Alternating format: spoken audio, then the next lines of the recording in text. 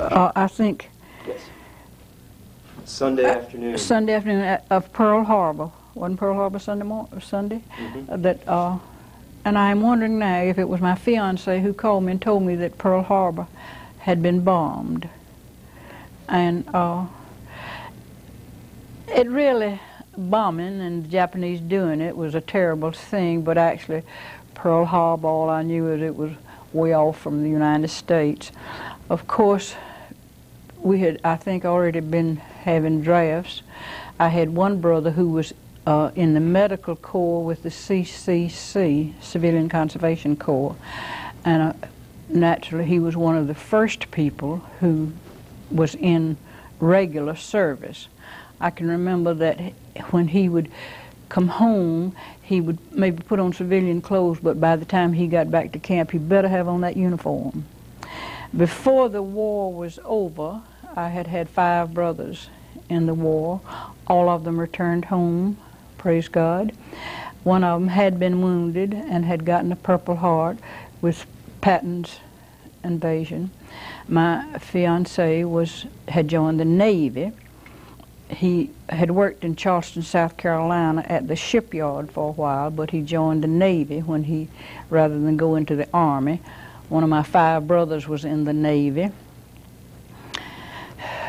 One brother did not go overseas, but the other 4 brothers and my fiancé all served various sections of the world overseas. Probably everybody has told you about rationing, the meat, and the some other sugar were rationed. We had coupons that we tore out of books to get certain meats and or sugar. We also had little discs somewhere at home with some of my coupon books and some of the little red discs that we used for meat rationing. At that time, another girl and I were living in an apartment, and we would ask our butcher to please save us some meat. We would be back a certain time. Of course, we were never hungry. That was one thing that most of the people of the United States were lucky about. At that time, I felt that we did not mind giving up a lot of things we gave up, such as some of the ornamental things around our homes, our fences, our gingerbread. The war effort needed that. And at that time we did not mind. We, of course, were all trying to write as many letters as we can, particularly V-mail, to our friends and family, and getting home or getting somewhere to see them when they came home.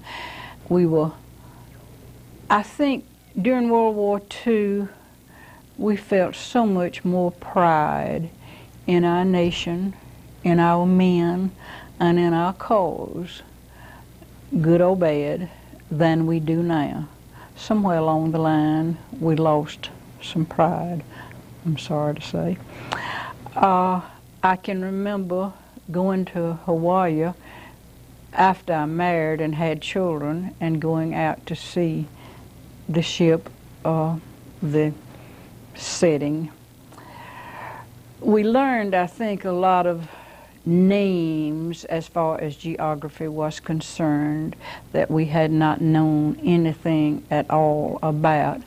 And when my youngest brother was wounded, that just was the worst thing that could possibly have happened to our family, our boy being wounded.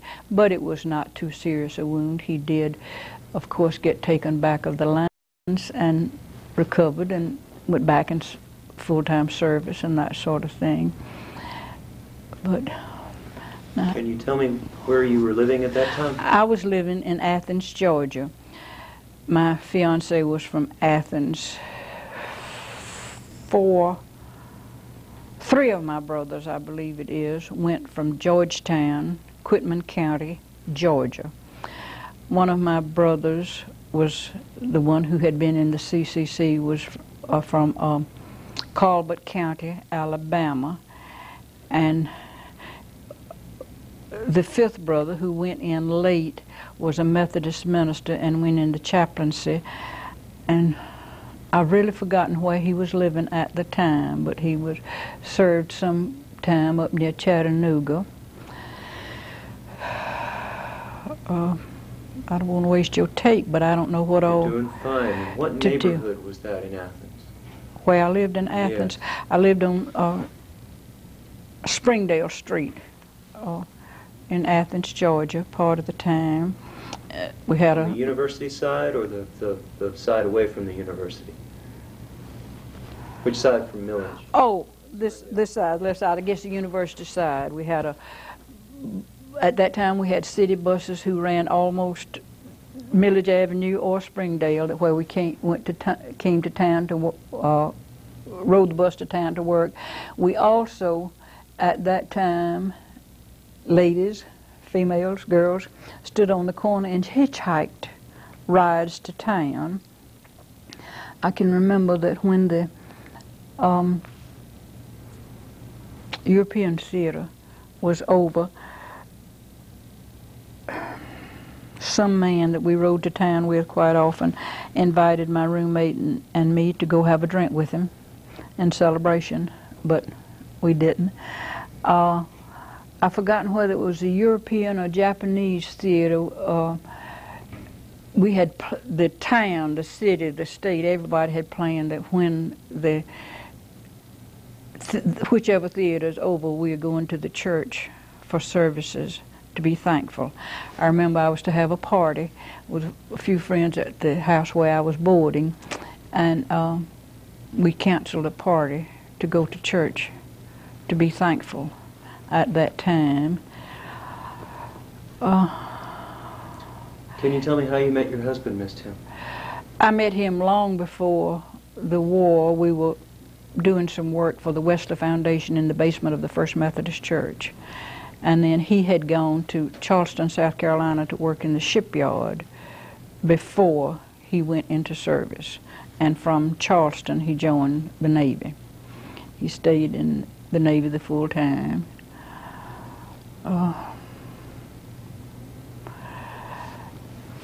Of course, we thought we were having a terrible time with things we gave up and not being able to get meat and or sugar whenever we wanted it. Gasoline, of course, was rationed. We sometimes would, if any of us had access to gasoline stamps or whatever it was we used, we would pool them. So maybe a bunch of us wanted to get together and go somewhere. We'd all pool our gasoline to get to go. I can remember that there was a hotel in Monroe that served delicious Sunday noon dinners, and sometimes we would go there after church with all our pooled gasoline. My father was a medical doctor in South Georgia, and I don't know that he had limited gasoline, but of course he had to have more gasoline than the ordinary person under those circumstances. But I can remember sometimes we had difficulty getting on a bus if we wanted to go somewhere, because of course servicemen had preference over any busing. And I married in September of '45. My husband had to go back to Washington State to his ship. He came down to San Diego, California, and I went to San Diego and lived with him a few months there till he went back into the Pacific Theater, and he was on his way, I guess, to Japan when his ship dropped what he always said, a screw, and they had to return to the United States. But in the meantime, Hiroshima was bombed, and he did not have to go back further into the Pacific area. But I had come home from San Diego when he went back to the when he came back, and then he was discharged from Charleston, South Carolina. I think most of the men had to be discharged from the place They went in service at the first ending of the war, and then later they might have been discharged from where they were or from home or something like that. But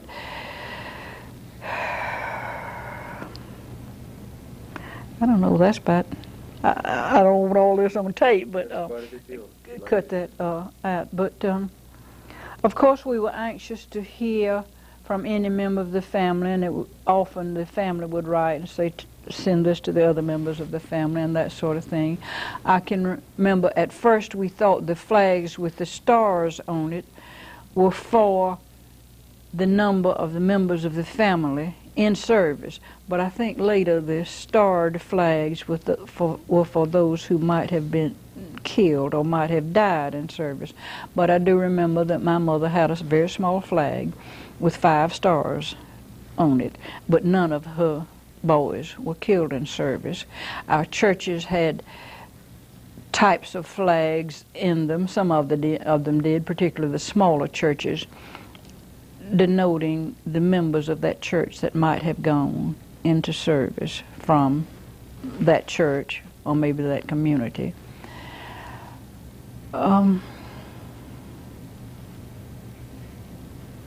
You asked me what somebody else remembers about something that they've told you. I mean, it's well,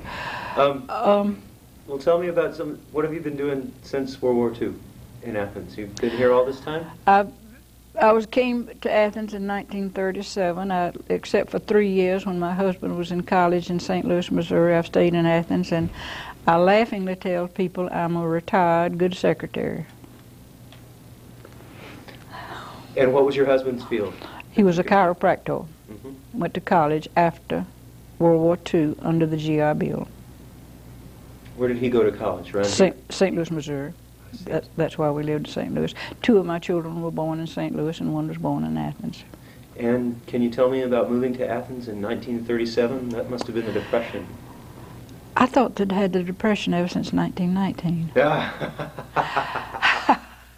I had had 2 years in college and I had hoped that I would get to return in the fall of '37.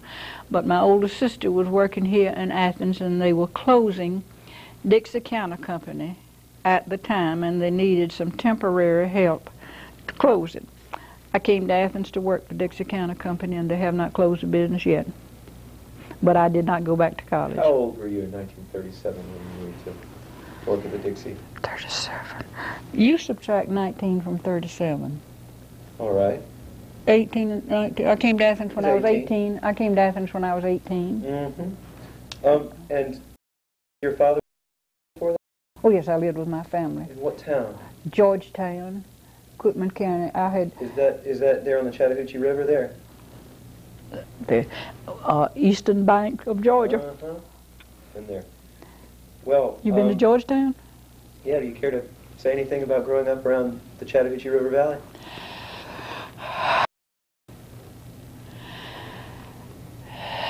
When I talk about Georgetown, which is a very, very small town, we didn't know not to be above anybody.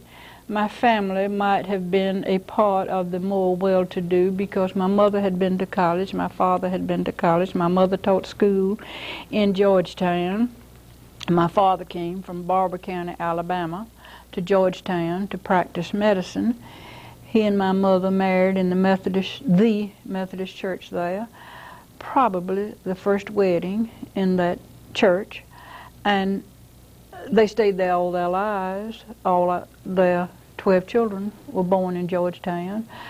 My mother and father were very strict about many things that we did, but parents were then. They didn't know any different. And we always had plenty to eat, to wear.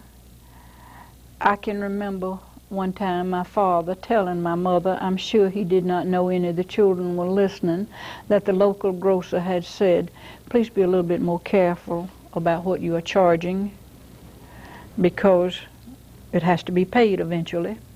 And there wasn't always a lot of money, but we had plenty. My father also farmed.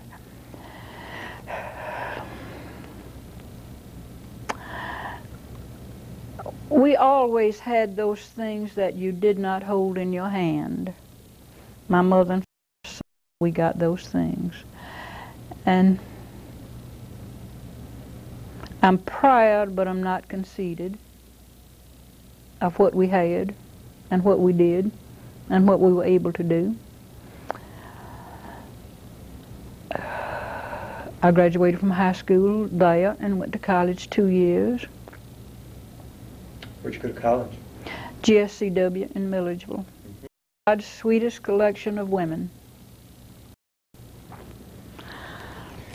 Can you finally tell me anything of how Athens looked during those war years? What the town looked like or felt like? Did you go to movies? Of course, the town, when you can't see the trees for the forest, the town changed somewhat gradually. You could walk down the streets of Athens and speak to at least 2 out of 3 people you met, call them by name. Athens did not have many industries until after the war. When the young men returned, they saw the importance of Athens needing industry. There were a few old diehards who probably did not want industry. That might have interfered with their making money. And Athens became a town of industry gradually after the war.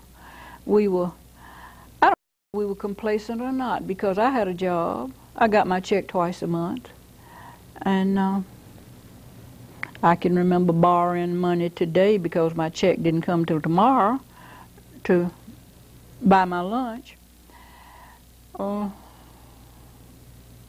you a secretary? I was a secretary the entire time.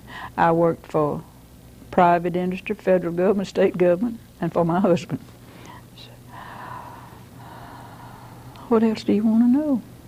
Do you remember movies or songs of the time? Of course, there was always Alexander's Ragtime Band, but that went way back, what, was that 1 or 2?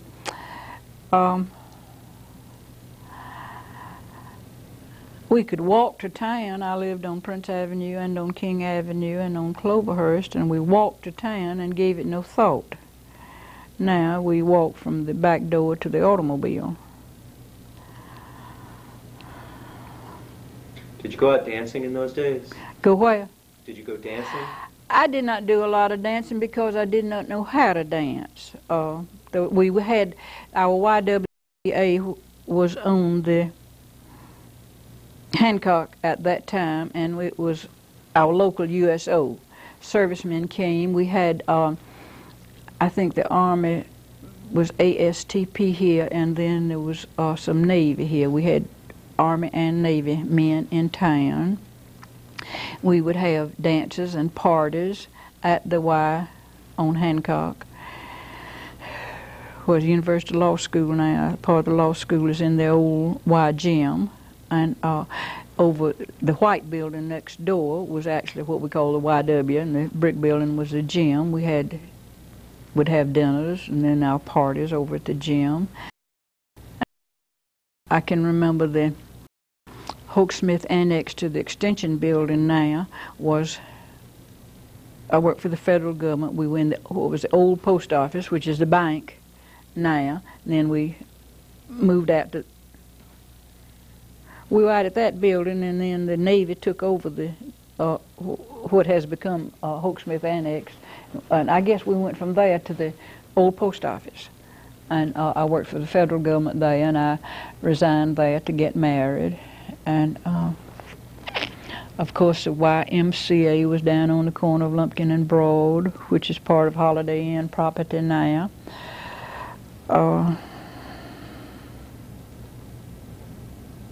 What else? Did you listen to the radio in those days? We did not have a radio. My roommate and I did not have a radio when we were in the apartment. Poor working girls owning a radio. But we tried to listen. We did not read newspapers as much as we should have. It was kind of word of mouth more. Was that apartment on Spring Hill? Yes. corner Springdale and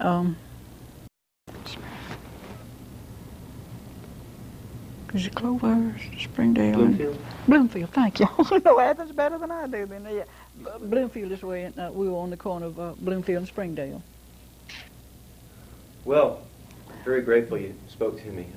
Is there anything you can add for the record before I turn the tape off? Turn the tape off while I think. Do you have children? I have 3 daughters. Tell me their names. They are named, one's living in North Carolina. She has 2 children. One lives in Oglethorpe County, lives here in Athens.